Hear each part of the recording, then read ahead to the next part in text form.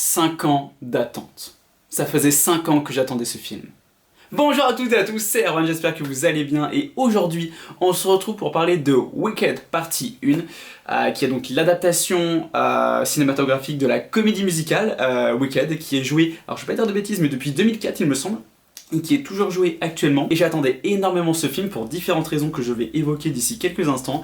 Mais avant tout, sachez que la vidéo sera sans spoiler pour le moment. On passera en partie spoiler d'ici quelques minutes, mais je vous repréviendrai en partie, je vous repréviendrai avant de passer en partie spoiler. Et dans tous les cas, normalement, c'est indiqué dans le titre de la vidéo. Et on va rentrer directement dans le vif du sujet. Wicked, de quoi ça parle? Wicked va nous plonger dans l'univers fantastique du magicien d'Oz, où nous allons suivre Glinda et Elphaba, deux jeunes femmes que tout oppose et qui vont se rencontrer à l'université. Et voilà, je vais pas en dévoiler plus, voilà, je préfère vous laisser la surprise. Moi-même d'ailleurs, j'avais vraiment la surprise parce qu'en fait je savais pas exactement de quoi ça parlait. On va parler donc déjà de mes attentes que j'avais par rapport à ce film et pourquoi est-ce que ça faisait autant d'années que j'attendais ce film. Il faut savoir que quand le projet a été annoncé, alors je crois que ça faisait bien plus longtemps que le projet a été annoncé, mais une fois que ça a été vraiment acté avec le réal, avec les actrices, tout ça, on m'a vendu une comédie musicale, et j'adore les comédies musicales, dans l'univers du magicien d'Oz, et je me suis dit le potentiel peut être complètement dingue, avec Ariana Grande en tête d'affiche, qui est juste une de mes chanteuses préférées.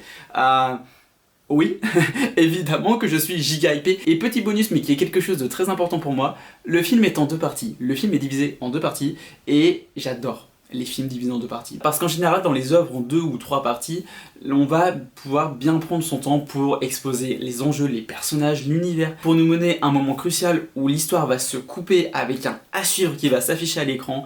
Et voilà, et rendez-vous d'ici quelques mois, 1 an ou 2 ans, voilà, suivant les différentes œuvres, voilà, pour voir la suite. Bon là, il faut attendre 1 an du coup pour la partie 2 qui sortira donc à Noël 2025. Et voilà, et j'ai pas été déçu de ce côté du fameux à suivre on va dire, mais on y reviendra peut-être plus en partie spoiler. Mais pour vous donner un avis concret du coup de si j'ai aimé ou pas l'œuvre, je vais pas y aller par 4 chemins.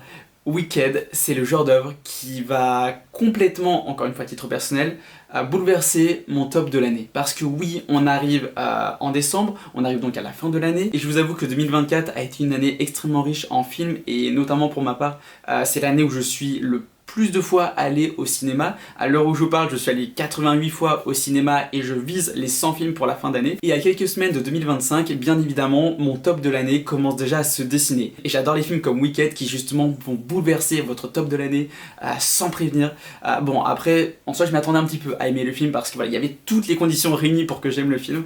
Mais alors, je vais pas vous spoiler le top de l'année, mais je pense que s'il est pas top 1, il est très très très haut placé. J'ai adoré le film. J'ai adoré le film et pour vous dire ça fait 4 jours que je l'ai vu, je veux déjà le revoir mais le film du coup il sort que dans 1 semaine à l'heure où je fais cette vidéo. Donc voilà, mais croyez-moi, dès que le film va ressortir, je vais foncer le revoir encore une fois. Peut-être que j'irai le voir une 3e fois, je ne sais pas. Mais j'ai absolument tout adoré dans ce film. Et on va commencer par une chose qui est essentielle quand on a une comédie musicale, on va parler des actrices. Et qui sont aussi chanteuses du coup. Et je peux vous dire que Ariana Grande en Glinda et Cynthia Erivo en Elphaba, ça fonctionne complètement. Les deux actrices ont une alchimie de dingue, elles se complètent mais de fou, et notamment dans les parties musicales, parce qu'il va y avoir certaines chansons, on va dire, où elles vont chanter à deux.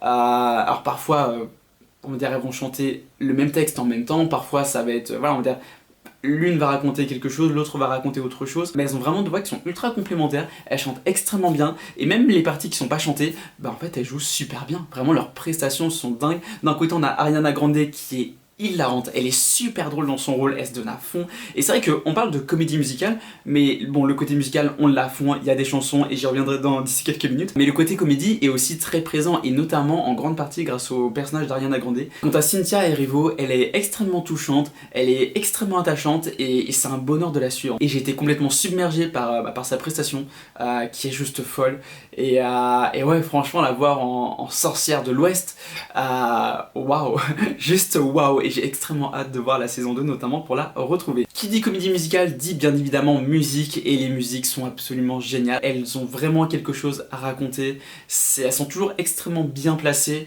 et ouais, puis elles rentrent en tête, elles sont hyper entraînantes. Il y a quelques chansons que je m'écoute en boucle depuis que j'ai vu le film au cinéma.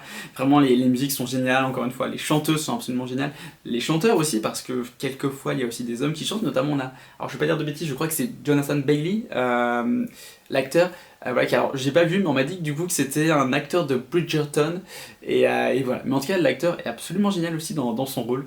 Voilà, du coup, pour les fans de Bridgerton, voilà, si vous voulez le voir chanter et danser, voilà, il a d'ailleurs l'une des meilleures séquences musicales du film, rien qu'à lui. Pour continuer sur les chansons, les parties chorégraphiées sont absolument géniales, il y a une très très belle mise en scène, que ce soit dans les parties musicales comme non musicales également, bien sûr, et c'est vraiment un film qui va vous faire bouger, qui va vous faire ressentir énormément d'émotions, aussi bien du coup de la joie, de l'humour, de la tristesse par moments aussi. C'est vraiment un film qui a mélangé énormément d'émotions, donc comme je le disais, et c'est absolument génial. Vraiment, en tout cas moi c'était un bonheur fou pendant 2h41, je peux vous dire que vous ne voyez pas passer le temps. Et un dernier truc que je n'ai pas évoqué, c'est la beauté du film. Qu'est-ce que c'est beau! Ce que j'attendais beaucoup avec ce film, c'était d'être complètement dépaysé, d'être vraiment plongé dans ce monde fantastique d'Oz, du coup, et c'est ce que j'ai eu. C'est ce que j'ai eu dès le premier plan du film, qui d'ailleurs est un plan séquence, et on a quelques plans séquences disséminés dans le film qui sont vraiment très très bien faits, et visuellement c'est somptueux, c'est absolument magnifique, que ce soit donc dans les décors, dans les images, dans les paysages, mais bien évidemment aussi dans tout ce qui va être maquillage, coiffure, tenue, costume du coup. Non, il y a un travail qui est ultra remarquable. Je peux même presque l'assurer, pour moi le film va aller aux Oscars. En tout cas, il va choper des nominations aux Oscars, il va choper des nominations aux Golden Globes. Je pense qu'aux Golden Globes, il a pas mal de chances de récupérer certaines récompenses, que ce soit aussi bien, je pense, dans tout ce qui va être acting, comme coiffure, maquillage, tout ça. Après, aux Oscars, je sais pas, je pense qu'il aura quelques nominations. Peut-être des prix pour la musique, à voir quelle musique peut être sélectionnée, on verra. Mais en tout cas, ouais, je pense que le film il va avoir des récompenses. Enfin, en tout cas, il le mérite. Je pense qu'on va s'arrêter là pour la partie sans spoiler. Donc pour conclure, j'ai adoré ce film. Voilà, je pense que vous l'avez vu. On en reparle très bientôt dans tous les cas dans le top de l'année. On verra à quelle position il a. Voilà. Est-ce que c'est mon top art de l'année? On verra. Voilà, j'en dis pas plus. Voilà, je vous laisserai un peu la surprise. Mais dans tous les cas, vous avez un petit teasing sur le top de l'année. Mais ouais, j'ai adoré le film parce que c'est beau, c'est drôle, c'est touchant, c'est épique par moments. C'est absolument génial. J'ai adoré. Et qu'est-ce que j'ai hâte de voir la saison 2, la partie 2, pardon. Qu'est-ce que j'ai hâte. En tout cas, voilà, donc merci beaucoup si vous nous quittez maintenant d'avoir vu cette vidéo, n'hésitez pas à vous abonner, mettre un petit pouce bleu, activer la cloche, me suivre sur Instagram, et je vous dis à très bientôt, c'était Erwan, bye. Et pour les autres, on passe en partie spoilers. Wicked Witch. Don't be afraid. It's the wizard who should be afraid of me. The wizard that there is or was is there. La partie spoiler va être assez rapide, mais je vais vous faire un petit top pour commencer de mes chansons préférées, en tout cas celles qui pour le moment m'ont le plus marqué. Il y a eu la musique donc, de Jonathan Bailey qui est Dancing Through Life, je crois, avec mon superbe accent English, donc qui est la musique du coup qui chante dans la bibliothèque et tout, qui est absolument génial. J'ai énormément aimé aussi la musique Defying Gravity, qui du coup est une musique qui existe déjà, je crois, mais du coup c'est une cover si je dis pas de bêtises. Mais je trouve qu'elle est tellement bien placée, elle arrive à un moment crucial parce qu'en fait c'est le moment qui change tout en fait. Je pense que c'est à partir de ce moment-là où rien ne sera plus comme avant. Et vraiment le Defying Gravity, c'est absolument immense. En plus la séquence est assez longue. Et d'ailleurs ça c'est un truc que j'ai bien aimé, c'est qu'on a certaines séquences musicales qui vont vraiment prendre leur temps, qui parfois vont même être entrecoupées d'un petit dialogue histoire de pour développer les personnages, l'histoire ou autre, et hop, et 30 secondes plus tard, hop, on va reprendre en chanson ou autre, et c'est vraiment cool, c'est vraiment génial, et c'est super bien fait en fait, et c'est hyper bien mis en scène, et ça nous tient en haleine pendant les séquences musicales, et ouais, non, vraiment, j'ai complètement adoré. Mais donc ouais, Defying Gravity, c'est extraordinaire, et le fait que le film se finisse sur cette musique, c'est complètement génial, et même dans tous les cas, toute la fin du film, le dernier acte, peut-être les dernières 30 minutes, sont complètement épiques, c'est insane tout ce qui se passe à l'écran, en révélation, forcément en acting, en chanson, tout ça, en mise en scène, c'est génial, je sais pas, ça fait vraiment monter une tension, c'est absolument dingue. Et quand Elphaba devient enfin, on va dire, cette sorcière de l'Ouest avec le chapeau, la cape que Glinda du coup lui passe, puis qu'elle a enfin son balai, c'est complètement dingue, c'est génial, enfin, puis en plus qu'elle se met à chanter vraiment le I'm Defying Gravity,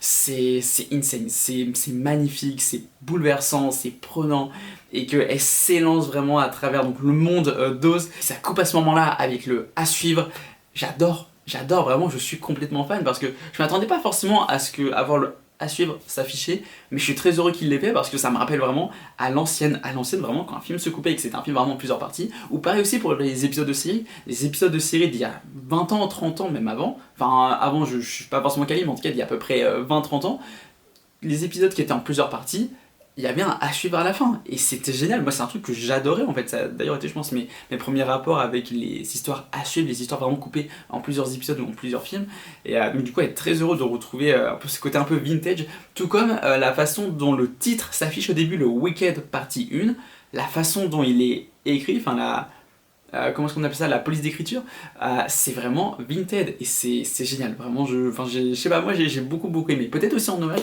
au fait que c'est une œuvre qui est quand même assez ancienne et notamment le premier film, alors je crois que de base c'est un livre, mais le premier film date des années 30 à peu près, il me semble, donc ouais non vraiment c'était absolument génial. Et autre musique aussi qui m'a beaucoup marqué, c'est la musique Popular chantée par Ariana Grande. J'ai adoré la mise en scène, j'ai adoré ce que la chanson racontait, et aussi je crois que c'est dans cette musique là où elle passe un peu en mode vraiment on va dire solo dans le couloir à chanter, à danser, et vraiment elle se lâche complètement et c'est absolument génial. Enfin en fait je me pose la question si justement à ce moment-là le réalisateur lui a pas, limite dit bah vas-y là tu te lâches, vraiment t'as carte blanche, vraiment je sais pas, juste tu te déranges, tu chantes, tu danses, enfin vraiment tu fais ce que tu veux, et je sais pas, enfin vraiment je l'ai trouvée fabuleuse en fait. Ariana Grande elle est fabuleuse dans ce film. J'ai aussi beaucoup aimé les flashbacks de Elphaba, voilà, sur son enfance, voilà, c'était assez dur par moments, enfin voilà, par rapport à sa mère, par rapport à son père du coup qu'il l'a jamais vraiment aimé. J'ai aussi beaucoup aimé toute l'ambiance à l'université, et je trouvais qu'il y avait un petit côté Harry Potter dans le sens où on est dans un monde fantastique, ils ont des cours, des professeurs, il y a des animaux qui parlent, enfin moi vraiment ça me faisait vraiment penser à un... Alors je sais bien que l'univers d'Harry Potter n'a rien à voir avec le Magicien d'Oz, mais pour l'ambiance, pour le côté académique, on va en cours, on apprend tout ça et tout, puis en plus du coup le côté magie par rapport à Elphaba, voilà, moi en fait ça m'a un peu fait penser à Harry Potter. Je sais pas si je serais un peu le seul à faire ce parallèle, mais voilà, moi ça m'a un peu évoqué ça. Voilà, n'hésitez pas du coup à me dire si c'est votre cas aussi. J'ai adoré aussi la scène de danse quand ils vont tous à la fête et que Elphaba du coup on va dire, aurait pu se ridiculiser, ou même limite qu'elle commence à se ridiculiser et que les autres élèves se moquent d'elle et tout, et que Glinda va commencer à... Enfin elle va rentrer dans le cercle on va dire, et qu'elle va se mettre en face d'elle et qu'elle va faire exactement la même chose, et c'est là où leur amitié va commencer, et la scène est absolument magnifique. J'ai vraiment adoré cette séquence, comme tout le film, et on va s'arrêter là d'ailleurs. C'était une grosse vidéo, j'avais beaucoup de choses à dire, bref bon voilà, vous l'avez compris, j'ai adoré le film, je suis complètement dingue de ce film. J'ai très hâte de retourner le voir au cinéma. N'hésitez pas à me donner en commentaire votre avis sur ce film, est-ce que vous avez aimé, pas aimé, vous êtes un peu mitigé, voilà, on est là pour en discuter en commentaire. Et voilà, je vous dis à très bientôt, c'était Erwan, bye.